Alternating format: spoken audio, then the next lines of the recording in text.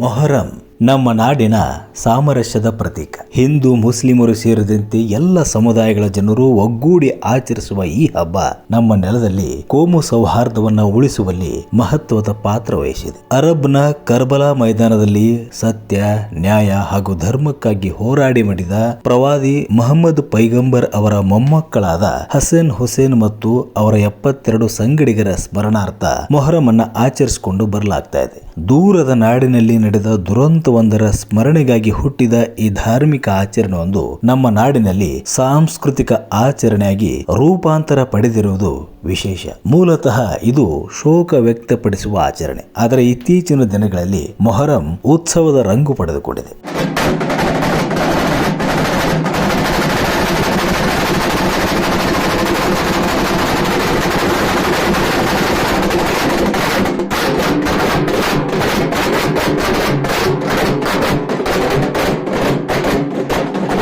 ಕಲಬುರಗಿ ನಗರದಿಂದ ಸುಮಾರು 7 ಕಿಲೋಮೀಟರ್ ದೂರದಲ್ಲಿರುವ ನಂದಿಕೂರ ಎಂಬ ಗ್ರಾಮದಲ್ಲಿ ಮೊಹರಂ ಅನ್ನ ವಿಭಿನ್ನ ಹಾಗೂ ವಿಶಿಷ್ಟವಾಗಿ ಆಚರಿಸಿಕೊಂಡು ಬರಲಾಗ್ತಾ ಇದೆ. ಒಟ್ಟು 10 ದಿನಗಳ ಕಾಲ ನಡೆಯುವ ಮೊಹರಂನಲ್ಲಿ ಬಡವ ಬಲ್ಲಿದ, ಮೇಲು ಕೀಳು ಎಂಬ ಭೇದವಿಲ್ಲದೆ ಊರಿನ ಎಲ್ಲ ಸಮುದಾಯದ ಜನರು ಭಾಗಿಯಾಗುತ್ತಾರೆ. ಈ ಊರಿನ ಇಕ್ಕಟ್ಟಾದ ಜಾಗದಲ್ಲಿ ದರ್ಗಾ ಇದೆ. ಈ ದರ್ಗಾದಲ್ಲಿ ಆಲಂ ದೇವರುಗಳು ಅಂದರೆ ಹಸನ್ ಹುಸೇನರ ಪಂಜಾಗಳನ್ನ ಪ್ರತಿಷ್ಠಾಪನೆ ಮಾಡಲಾಗುತ್ತದೆ. ಚಂದ್ರ ಕಾಣಿಸಿಕೊಂಡ ನಂತರ ಆಲವಿ ಕುನಿ ತೆಗೆಯುವ ಆಚರಣೆಯೊಂದಿಗೆ ಇಲ್ಲಿ ಮೊಹರಂ ಆರಂಭಗೊಳ್ಳುತ್ತದೆ. ನಂದಿಕುರ ಗ್ರಾಮಸ್ಥರು ಹಾಗೂ ಸುತ್ತಮುತ್ತಲಿನ ಹಳ್ಳಿಗಳ ಜನರು ಈ ದರ್ಗಾಕ್ಕೆ ಬಂದು ತಮ್ಮ ಹರಕೆ ತೀರಿಸುತ್ತಾರೆ. ಹರಕೆ ಹೊತ್ತವರು ದರ್ಗಾದ ಸುತ್ತ ದೀರ್ಘದಂಡ ನಮಸ್ಕಾರ ಹಾಕುತ್ತಾರೆ. ಕೈಯಲ್ಲಿ ಹಸಿರು ಧ್ವಜ ಹಿಡಿದು ಹಲಗೆ ಸದ್ದಿನೊಂದಿಗೆ ಗುಂಪು ಗುಂಪಾಗಿ ದರ್ಗಾಕ್ಕೆ ಭೇಟಿ ನೀಡಿ ನೈವೇದ್ಯ ಸಮರ್ಪಿಸುತ್ತಾರೆ.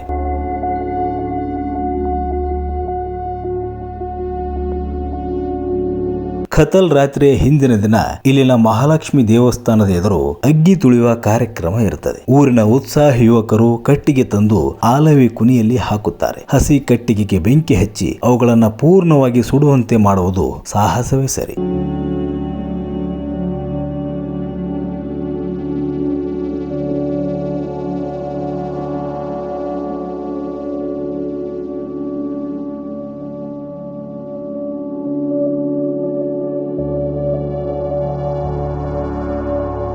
ಮಧ್ಯರಾತ್ರಿ ವೇಳೆ ಕಟ್ಟಿಗೆಗೆ ಬೆಂಕಿ ಹಚ್ಚಲಾಗುತ್ತದೆ. ಬೆಳಗಿನ ಜಾವದವರೆಗೂ ಅವು ಉರಿಯುತ್ತಲೇ ಇರ್ತವೆ.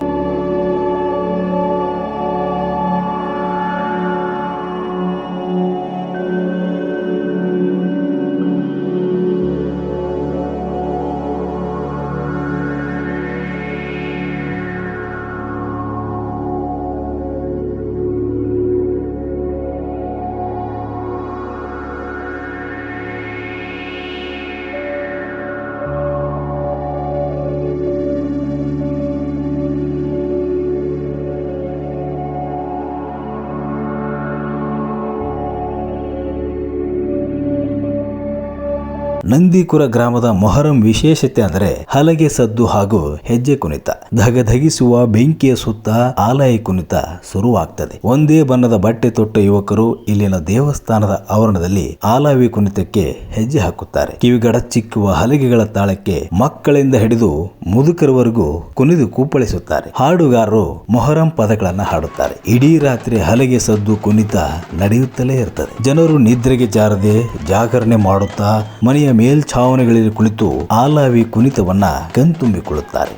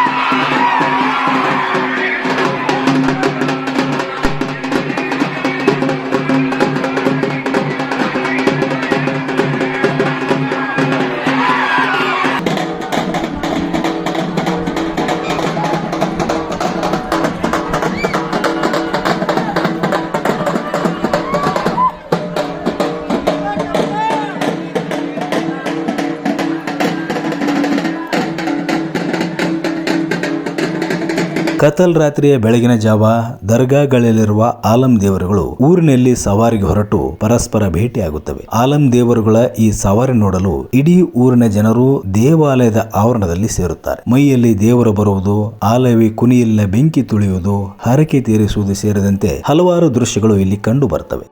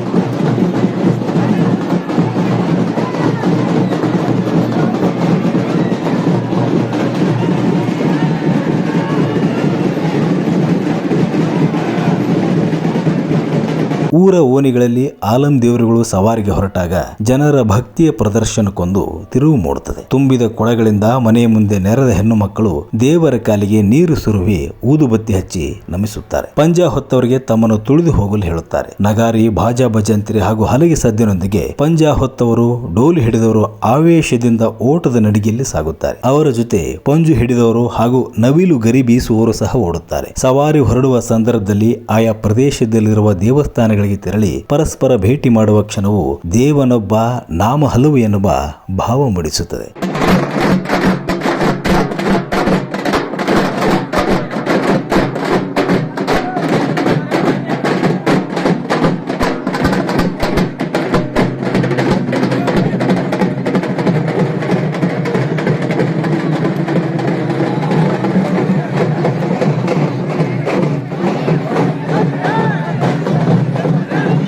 ಕತಲ್ ರಾತ್ರಿ ಮುಗಿದ ನಂತರ 10ನೇ ದಿನ ಮಧ್ಯರಾತ್ರಿ ವೇಳೆ ದಫನ್ ನಡೆಯುತ್ತದೆ. ಈ ದಿನದ ಶೋಕಾಚರಣೆಗಾಗಿ ಊರಿನ ಕೆಲವು ಜನರು ಉಪವಾಸ ಕೂಡ ಮಾಡುತ್ತಾರೆ. ಮೊಹರಂ ಧರ್ಮ ಸಹಿಷ್ಣುತೆ, ಭಾವೈಕ್ಯತೆ ಹಾಗೂ ಕೋಮು ಸೌಹಾರ್ದತೆಯನ್ನು ಸಾರುವ ಹಬ್ಬ. ಅಸಹಿಷ್ಣುತೆ, ದ್ವೇಷ ಹೆಚ್ಚಾಗುತ್ತಿರುವ ಈ ಸಂದರ್ಭದಲ್ಲಿ ಮೊಹರಂ ಎಲ್ಲರನ್ನ ಒಗ್ಗೂಡಿಸಲಿ ಎಂದು ಆಶಿಸೋಣ.